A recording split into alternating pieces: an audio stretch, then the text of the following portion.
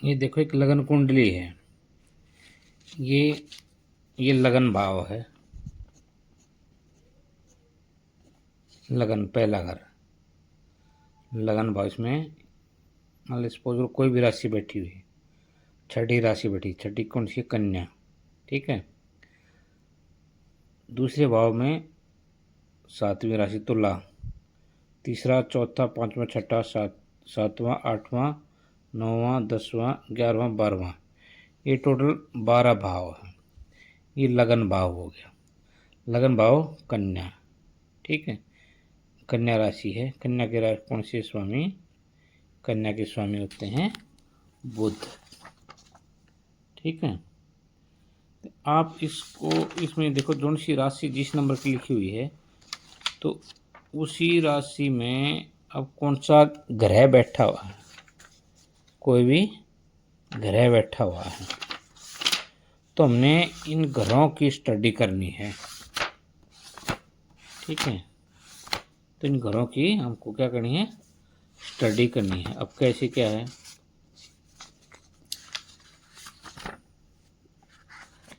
अब इस राशि को अगर हम स्टडी करेंगे तो देख रहे हैं ग्रह की स्थिति के हिसाब से, ये देखो कौन से भाव में कौन सा ग्रह बैठा हुआ है। ठीक है। तो लगन में क्या है? ये 6 नंबर है ना। ये 6 नंबर राशि कौन सी? कन्या राशि। फर्स्ट हाउस में कन्या लगन है। इसमें कोई ग्रह कोई बैठा नहीं ना। ठीक है। और सेकंड हाउस सातवीं राशि तुला, उसमें तुला में क्या कौन कौन से ग्रह बैठे हुए हैं आपको दिखाई दे रहे? ये कौन कौन से हैं? शुक्र मंगल और गुरु। कौन से? शुक्र मंगल और गुरु, ये रहे ना। तो अब ये अगले में सूर्य, तीसरे घर में सूर्य, चौथे में बुध, पांचवा खाली है, छठे में राहु, सातवां खाली है, आठवें में शनि और चंद्र बैठे हैं, नौवां 10वां 11वां खाली हैं, और 12वें भाव में कौन बैठे हैं? केतु बैठे हुए हैं। तो इस राशि का विश्लेषण करेंगे हम। तो सबसे पहले छठी राशि कन्या लगन वाले का क्या स्वभाव होता है? कन्या लगन वाले व्यक्ति बुद्धिमान होते हैं, विश्लेषणात्मक होते हैं, परफेक्शनिस्ट होते हैं, प्रैक्टिकल होते हैं, अंदर से चिंताशील होते हैं, और काम में गहराई से सोचने वाले होते हैं। हर चीज़ को ऑब्जर्व करते हैं, जल्दी भरोसा नहीं करते, और कभी कभी ओवर थिंकिंग और एनजाइटी हो जाती है इनको। तो ग्रहों का प्रभाव देखिए इस राशि में ना। सूर्य कहाँ पर है? ये रहा सूर्य ना। सूर्य 1 2 तीसरे भाव में सूर्य है। तो सूर्य कौन सी राशि में है? 8वीं राशि में। 8वीं राशि कौन सी होती है? वृश्चिक राशि होती है। सूर्य वृश्चिक राशि में है। ठीक है। तो सूर्य वृश्चिक राशि में है, तो इसका प्रभाव कैसा रहेगा? सूर्य तो तेज देवता है ना, उग्र देवता है। इसका साहस होगा, साहसी होगा ये। जहाँ तक सेल्फ मेड नेचर से, भाई बहनों से मिक्स्ड रिलेशन वाला, लीडरशिप क्वालिटी होंगे शनि सूर्य के कारण, और गुण रणनीति बनाने में, गुप्त रणनीति बनाने में माहिर होगा। दृष्टि, सूर्य की दृष्टि कहाँ कहाँ पड़ती है?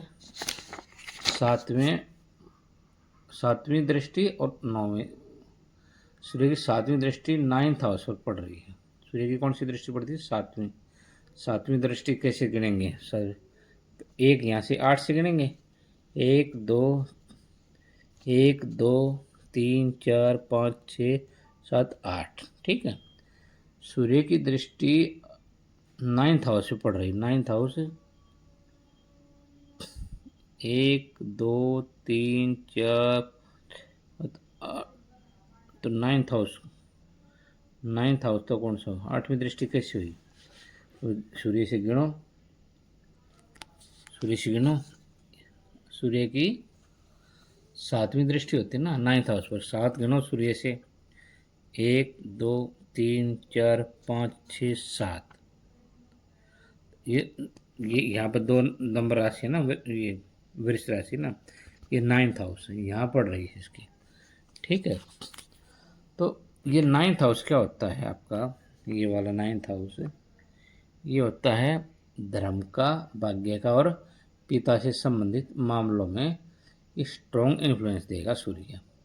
यहाँ इसकी सूर्य का प्रभाव आ रहा है ना 9th हाउस में। और अब बुध कहाँ पर है इसमें, बुध 9th राशि में ही रहा। 9th राशि कौन सी होती है, धनु राशि। तो बुध, लेकिन बुध लग्नेश भी है। लग्नेश कैसे, छठी राशि का स्वामी कौन सा होता है, बुध। तो यानी लगन का ईश हो गया ना, लग्नेश भी बुध हो गया। और ये कहाँ पर बैठा हुआ है, इसमें 1 2 3 चौथे घर में बैठा हुआ है बुध ना, 9th राशि में। 9th राशि कौन सी हो गई आपकी, धनु राशि में ना। बुध कहाँ बैठा हुआ है, धनु राशि में बैठा हुआ है। तो बुध लग्नेश भी है। लग्नेश होने के कारण क्या हो गया, बुध चौथे घर में केंद्र में बैठा हुआ है। तो बुद्धि तेज, एजुकेशन, ये एजुकेशन क्या होगी इसकी, अच्छी होगी। राइटिंग, टीचिंग, एनालिसिस, बिजनेस में योग, प्रॉपर्टी संबंधी सोच होगी। नकारात्मक क्या होगा इसमें, मन स्थिर नहीं रहेगा, निर्णय बदलते रहना। लग्नेश का केंद्र होने अच्छा माना जाता है कि लगन का केंद्र, लगन इस चौथे भाव में बैठा हो ना, तो लग्नेश केंद्र में बैठा हो तो इसको अच्छा ही माना जाएगा। अब ये देखिए इसका शुक्र का गुरु और मंगल कहाँ बैठे हैं आपके, शुक्र गुरु और मंगल ये कहाँ बैठे हैं, ये दूसरे घर में 7वीं राशि में।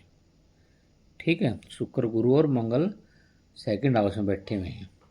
2nd हाउस वाणी का भी होता है भाई, धन का भी होता है। तो 2nd हाउस में वाणी के कारण अगर शुक्र बैठा हुआ है, बुध इसमें, मंगल गुरु भी बैठा, गुरु ज्ञान के देवता हो गए, मंगल थोड़े उग्र देवता हो गए, तेज स्वभाव के हो गए, तो मीठी वाणी होगी। वाणी का घर है ना ये, और धन का भी घर है 2nd हाउस।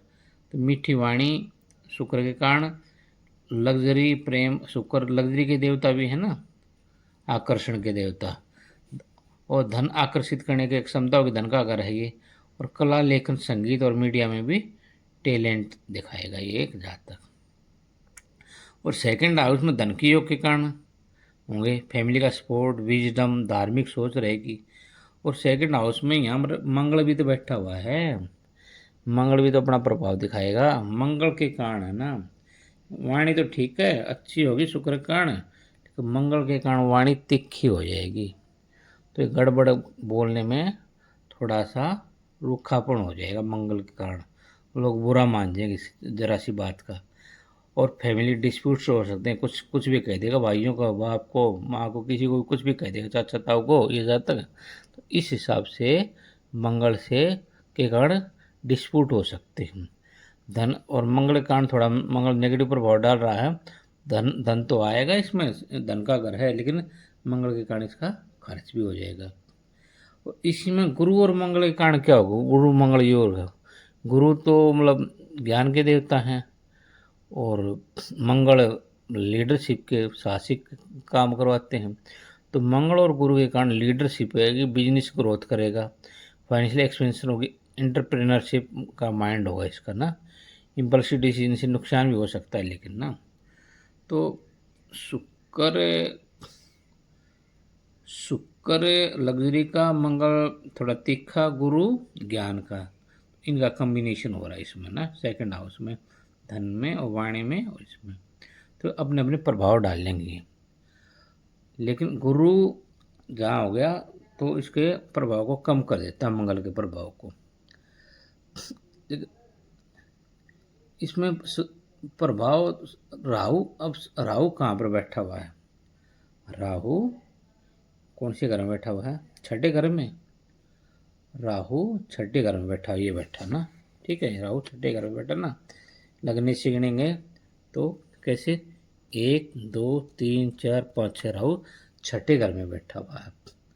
तो छठे घर में बैठा हुआ है राहु। तो ये इस राहु के कारण क्या है, ये बहुत शक्तिशाली मानी जाती है छठा घर ना। प्रभाव शत्रु पर विजय पाएगा, कंपटीशन में सफलता मिलेगी, राजनीति, टेक्नोलॉजी, एआई, फॉरेन कनेक्शन में लाभ हो सकता है। अचानक राहु के कारण ग्रोथ हो सकती है। राहु तो एकदम से डिसीजन दिलवाता है ना आदमी से, लेकिन नेगेटिव क्या हो सकती है, stress, hidden enemies, nervous issues हो सकते हैं। ये प्लेसमेंट जीवन में संघर्ष के बाद बड़ी सफलता देता है। और इसके ठीक ऑपोजिट राहु के सातवें घर में कौन सा बैठा होता है, केतु। ठीक है, ऑपोजिट। जैसे राहु यहाँ बैठा, केतु यहाँ बैठा सातवें घर में ना, 1 2 3 4 5 6 सातवें घर में हमेशा राहु इसे केतु राहु से सातवें घर में मिलता है सामने वाले में। केतु के कारण क्या होगा कि क्योंकि केतु को तो धड़ धड़ होता है और सिर होता नहीं। ठीक है, ये भावनात्मक डिसीजन होता है, लेकिन अध्यात्म की तरफ झुकाव होता है केतु के कारण ना। केतु के कारण क्या होगा, अगर 12वां भाव में बैठा हुआ है, 12वां भाव किसका है, इन्वेस्टमेंट का, खर्च का है। ठीक है, तो 12वें भाव के कारण एक तो ये केतु के कारण आध्यात्मिक झुकाव होगा, विदेश संबंध हो, आइसोलेशन पीरियड्स होंगे, अंदर से डिटेल्ड होगा नेचर, नकारात्मक नींद की समस्या, अकेलापन और खर्च बढ़ना, क्योंकि खर्च का घर है ना ये 12वां घर है। तो केतु के कारण से खर्च, जो ये धन का योग बन रहा है दूसरे घर में, केतु के कारण यहाँ खर्च के योग भी इसके बन रहे हैं। इनकम का ये 11वां घर भी होता है, 11वें घर में चौथे राशि में बैठा हुआ, चौथी राशि है 11वें घर में। तो यहाँ ये इसके कारण, केतु के कारण 12वें घर में खर्च ज़्यादा हो सकते हैं इसके। ठीक है, और चंद्र और शनि का किस राशि में बैठे हुए, चंद्र और शनि ये बैठे। ठीक है, 9 10 11 12, तो 9वें घर में बैठे हैं शनि और चंद्र। ठीक है, ये रहे 9वां घर है ना ये, अगर लगने से गिनेंगे तो 9th घर होगा शनि और चंद्र। शनि चंद्र कौन सा योग बनाते हैं, शनि और चंद्र जब मिल जाते हैं इसको विष योग बोलते हैं भाई। कौन सा बोलते हैं, विष योग। इसके प्रभाव क्या होंगे, इमोशनल पेन, डिप्रेशन टेंडेंसीज, अकेलापन, जीवन में तनाव उतार चढ़ाव, मानसिक स्ट्रेस, स्वास्थ्य संबंधी एंजाइटी, बीपी फ्लक्चुएशन, स्टोमक और गैस की प्रॉब्लम्स, सिर दर्द, सर्जरी योग है ना। तो इससे ये चीज़ें आ जाती हैं। तो अब दृष्टियाँ देखेंगे तो दृष्टियाँ, गुरु की कौन सी दृष्टि होती है, 5वीं 7वीं 9वीं। गुरु कहाँ बैठे हुए हैं, गुरु दूसरे घर में यहाँ बैठे हुए हैं। ठीक है, तो गुरु से 5वीं 7वीं और 9वीं दृष्टि होगी तो कहाँ कहाँ पड़े हैं, छठे 5, अगर गुरु से 5 गिनेंगे तो हम गुरु से शुरू करके, तो छठे घर पर पड़ रही दृष्टि इसकी। ठीक है, 8वें घर पे और 10वें घर पे पड़ रही है। छठा घर किसका है, ये रहा छठा घर, गुरु से छठा काउंट करेंगे, एक 5वीं दृष्टि काउंट करेंगे, 1 2 3 4 5। ठीक है, एक तो ये हो गया, और 7वीं एक यहाँ दृष्टि होगी इसकी, और एक कौन सी 9वीं, एक यहाँ, तो यहाँ और यहाँ पड़ेगी इसकी। ठीक है, छठे 8वें और 10वें घर पे, छठा 8वां 10वां, यहाँ और यहाँ 3 जगह, यहाँ छठा, ये 8वां और 10वां, यहाँ इसकी दृष्टि पड़ेगी भाई। ठीक है, छठे का हाउस पर दृष्टि पड़ेगी तो गुरु की क्या होगा, शत्रुओं पर नियंत्रण करेगा। गुरु तो अच्छा देवता है ना, शत्रुओं पर नियंत्रण करेगा। 8वें घर पर दृष्टि पड़ेगी तो कठिनाइयों से रक्षा करेगा। 10वें घर पर दृष्टि पड़ेगी तो करियर, 10वां घर कौन सा है, करियर और ग्रोथ का होता है। 10वें घर पर अगर दृष्टि पड़ी करियर ग्रोथ में थोड़ा अच्छा हो जाएगा। बृहस्पति तो अच्छा देवता है ना, लेकिन मंगल थोड़ा खराब देवता होता है।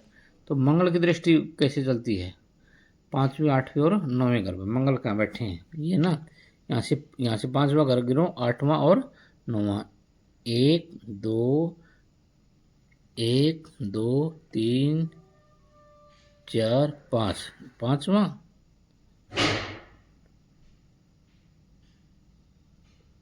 आठवां,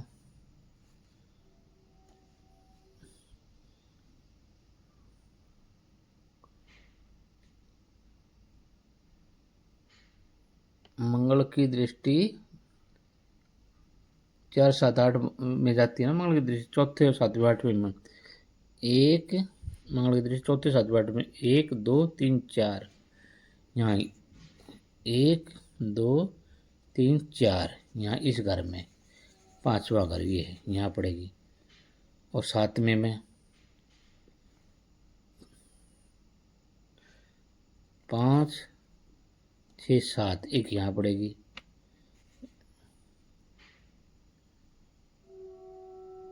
और एक 4, 7 और 8 में ना एक पड़ेगी यहाँ पर, 9वें घर पर यहाँ। ठीक है, तो ये कौन से घर पर? 5वें घर पर, 8वें घर पर और 9वें घर पर। तो इमोशनल इम्बैलेंस, टर्बुलेंस बढ़ाएगी। शनि की दृष्टि कहाँ पड़ेगी भाई? शनि की दृष्टि कहाँ? शनि की दृष्टि कहाँ पड़ती है? शनि की दृष्टि कहाँ पड़ी इसमें?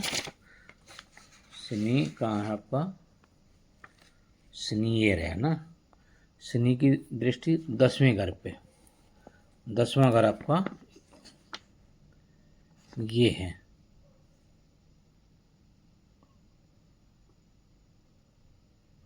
दसवें पे, दूसरे पर, 5वें पे, 10वां, दूसरा और 5वां। तो ये आप देखो, ये शनि की जो दृष्टि है, तो ये कहाँ कहाँ कैसे कैसे पड़ती है, कौन कौन से घर में पड़ती है।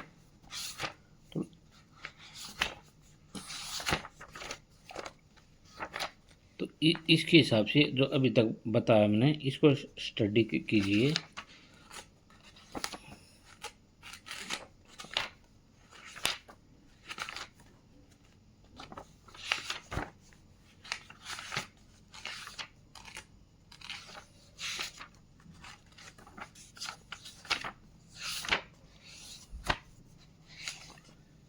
शनि की दृष्टि आपकी 10वें घर पे, दूसरे घर पर और 5वें घर पे पड़ रही है। तो 10वां घर तो कैरियर का होता है, कैरियर में शनि के कारण डिले करवाएगा, ये ना स्टेबिलिटी नहीं देगा। और राहु की दृष्टि 10वें 12वें सेकंड हाउस पे, कैरियर और फाइनेंस में अनयूजुअल पाथ देता है ये।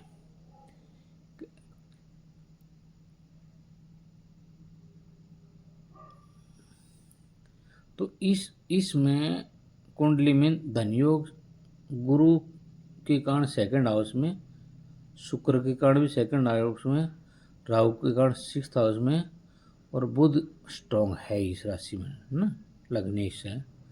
तो धन के योग इससे बढ़ रहे हैं, लेकिन फाइनेंशियल अप्स एंड डाउन हो सकते हैं राहु के कारण। गलत पार्टनरशिप से नुकसान होता है। विवाह एवं समझ, 7वां घर विवाह का होता है ना, 7वां घर विवाह का होता है, ये 7वां घर है ना। तो इमोशनल मिसअंडरस्टैंडिंग संभव हो सकती है। स्पाउस प्रैक्टिकल है लेकिन इमोशनल डिस्टेंस हो सकती है। लेट मेच्योरिटी रिलेशनशिप, मंगल और शनि के प्रभाव से वैवाहिक जीवन में पेशेंस जरूरी होगा। स्वास्थ्य जो खराब रहेगा इसका, इसके कारण, मंगल के कारण, राहु के कारण, तो इसमें digestion, intestine, anxiety, blood pressure, piles, gas, surgery वगैरह के योग हो सकते हैं। तो धनयोग सेकंड हाउस में गुरु, शुक्र विपरीत, राजयोग 6th हाउस में।